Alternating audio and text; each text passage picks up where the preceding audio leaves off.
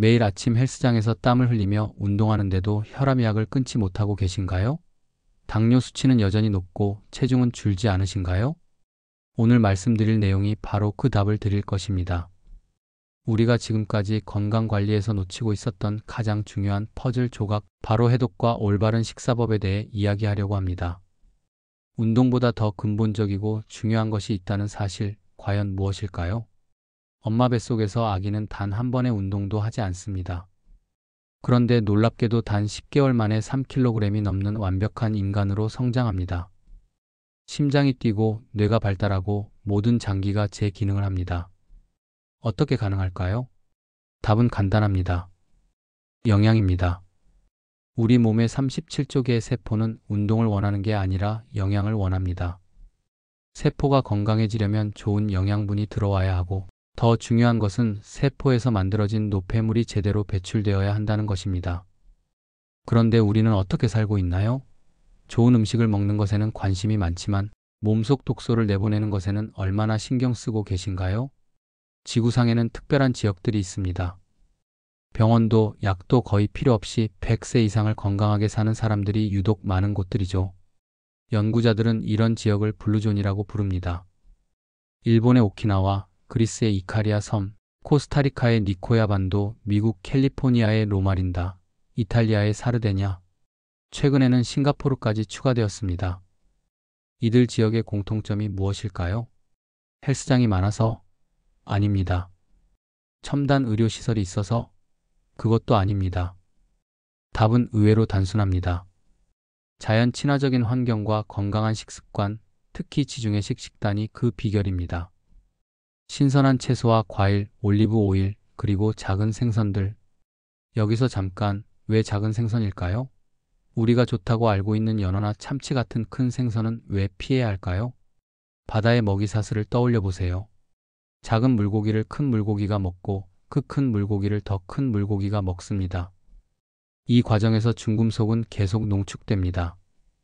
참치 한 마리가 평생 먹은 수많은 작은 물고기들의 중금속이 모두 축적되는 것이죠. 그래서 블루존 사람들은 멸치 같은 작은 생선을 선호합니다. 중금속 오염이 적고 오메가3 같은 좋은 영양소는 그대로 들어있으니까요. 하지만 더 중요한 사실이 있습니다. 아무리 좋은 음식을 먹어도 제대로 소화하지 못하면 어떻게 될까요? 완전 소화는 약이고 소화불량은 독이다. 이 한 문장에 건강의 모든 비밀이 담겨 있습니다. 우리가 먹은 음식이 위에서 잘게 부서지고 소장에서 영양소로 분해되어 흡수되어야 비로소 우리 몸의 피와 살이 됩니다. 에너지가 됩니다. 그런데 소화가 제대로 되지 않으면 어떻게 될까요? 음식물이 장내에서 부패하기 시작합니다. 독소가 만들어집니다. 이것을 우리는 대사독소라고 부릅니다. 보디빌더들의 이야기를 들어보신 적 있으신가요? 근육을 키우기 위해 하루에 닭가슴살을 수킬로그램씩 먹는 사람들이 있습니다. 그런데 이들 중 많은 사람이 신장 기능 저하나 통풍으로 고생합니다. 왜일까요? 과도한 단백질이 분해되면서 암모니아와 요산 같은 독성 물질이 대량으로 만들어지기 때문입니다. 아무리 좋은 영양소라도 과하면 독이 되는 것이죠. 그렇다면 우리가 제대로 소화하고 있는지 어떻게 알 수 있을까요? 답은 의외로 간단합니다. 화장실에서 찾을 수 있습니다.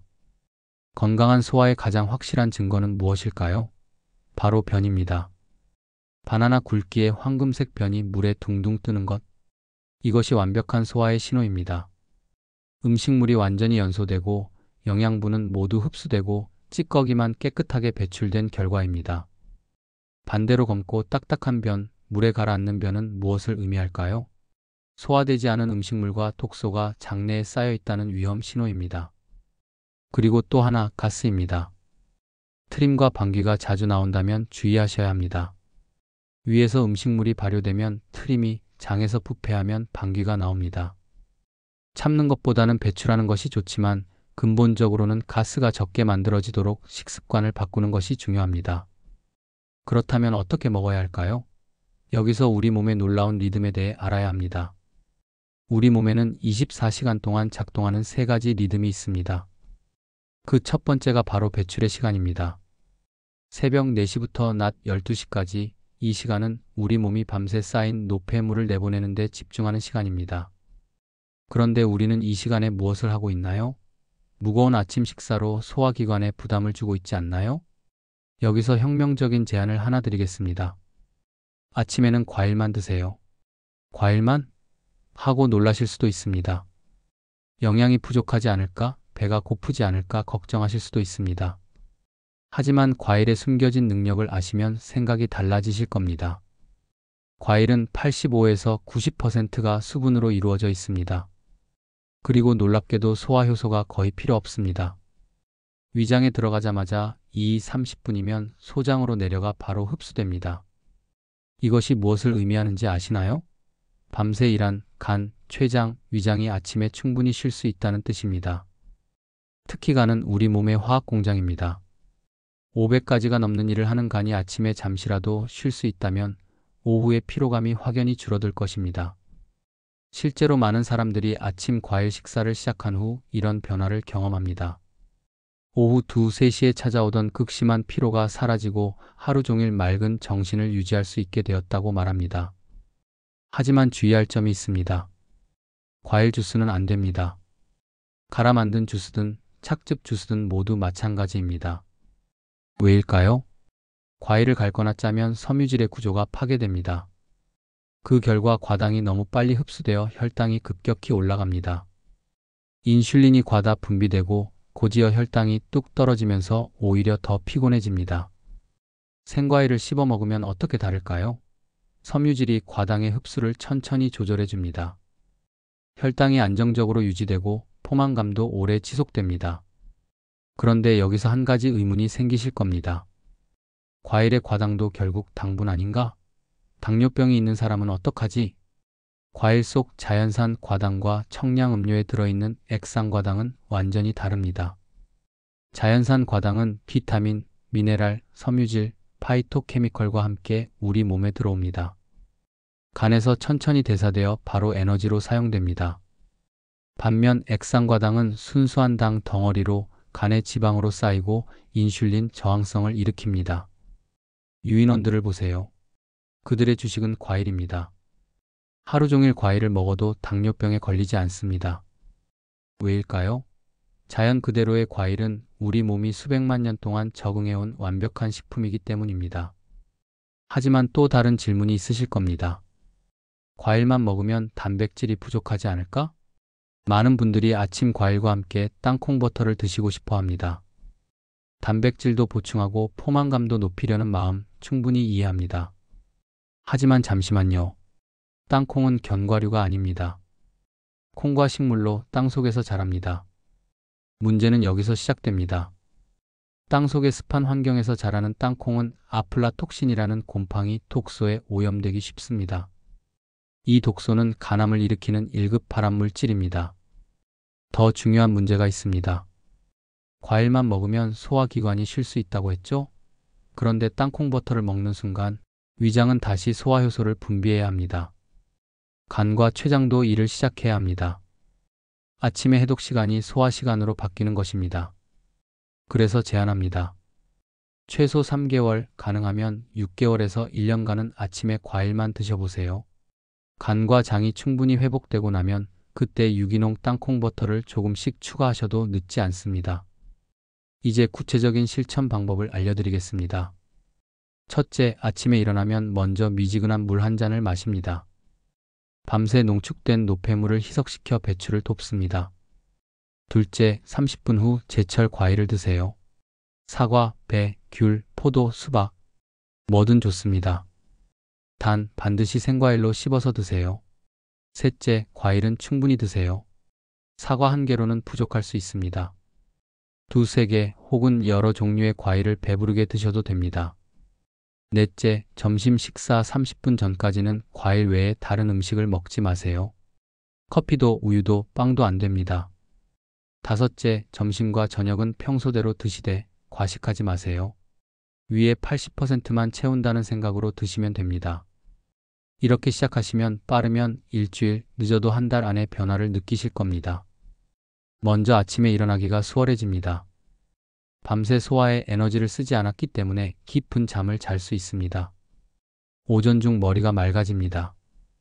소화에 쓸 혈액이 뇌로 가기 때문입니다. 점심 식사 후에도 졸리지 않습니다. 아침에 충분히 해독했기 때문에 오후에 피로감이 줄어듭니다. 그리고 가장 확실한 변이 달라집니다. 황금색의 바나나 모양 변을 보시게 될 겁니다. 물론 처음에는 쉽지 않을 수 있습니다. 배가 고파요 라고 하시는 분들이 계십니다. 그것은 진짜 배고픔이 아니라 습관적인 허기입니다. 과일을 충분히 드시면 해결됩니다. 과일이 비싸요 라고 하시는 분들도 계십니다. 하지만 병원비와 약값을 생각해 보세요. 예방이 치료보다 훨씬 경제적입니다. 당뇨가 있어서 과일이 걱정돼요 라고 하시는 분들, 물론 주의는 필요합니다. 하지만 많은 당뇨 환자들이 아침 과일 식사로 혈당이 안정되는 경험을 했습니다. 처음에는 당도가 낮은 과일부터 시작해 보세요. 다시 처음 질문으로 돌아가 봅시다. 왜 운동을 열심히 해도 건강이 나아지지 않을까요? 운동은 분명 좋습니다. 심폐 기능을 향상시키고 근력을 키우고 기분을 좋게 합니다. 하지만 세포 하나하나의 건강은 운동이 아니라 영양과 해독에 달려 있습니다. 아무리 좋은 차도 질 나쁜 기름을 넣으면 망가집니다. 아무리 열심히 운전해도 엔진 찌꺼기를 제거하지 않으면 결국 고장납니다. 우리 몸도 마찬가지입니다. 이제 우리에게는 두 가지 길이 있습니다. 계속 같은 방식으로 살면서 약에 의존하는 삶을 살 것인가, 아니면 조금 다른 시도를 해볼 것인가. 헬렌 리어링과 스콧 리어링 부부는 선택했습니다. 도시를 떠나 시골에서 직접 기른 채소와 과일을 먹으며 살았습니다. 결과는 100세까지 약 하나를 먹지 않고 건강하게 살았습니다. 블루존의 사람들도 선택했습니다. 패스트푸드 대신 신선한 채소를, 청량음료 대신 깨끗한 물을, 가공식품 대신 자연 그대로의 음식을 선택했습니다. 이제 여러분의 차례입니다. 내일 아침 주방에 서면 잠시 멈춰서 생각해 보세요. 무거운 아침 식사로 하루를 시작할 것인가, 아니면 가볍고 상쾌한 과일로 몸의 대청소를 도울 것인가? 커피와 빵으로 잠시의 포만감을 얻을 것인가? 아니면 과일의 생명력으로 하루 종일 지속되는 활력을 얻을 것인가? 약에 의존하는 노년을 보낼 것인가? 아니면 스스로의 치유력을 믿고 건강한 100세를 준비할 것인가? 선택은 여러분의 몫입니다. 하지만 한 가지는 확실합니다. 우리 몸은 스스로 치유할 수 있는 놀라운 능력을 가지고 있습니다. 다만 그 능력이 발휘될 수 있는 환경을 만들어 주어야 합니다. 좋은 영양을 공급하고 독소를 제거할 시간을 주는 것. 그것이 전부입니다. 오늘 들으신 이야기가 단순해 보일 수도 있습니다. 하지만 가장 위대한 진리는 늘 단순합니다. 건강하게 오래 사는 비결, 그것은 헬스장에 있는 것이 아니라 여러분의 식탁에 있습니다. 약국에 있는 것이 아니라 과일 가게에 있습니다. 내일 아침 새로운 시작을 해보시는 건 어떨까요? 단 하루만이라도 아침에 과일만 먹어보세요. 그리고 몸의 변화를 관찰해보세요. 그 작은 시작이 여러분의 남은 인생을 바꿀 수도 있습니다. 기억하세요. 완전 소화는 약이고 소화 불량은 독입니다. 여러분의 건강한 100세를 응원합니다.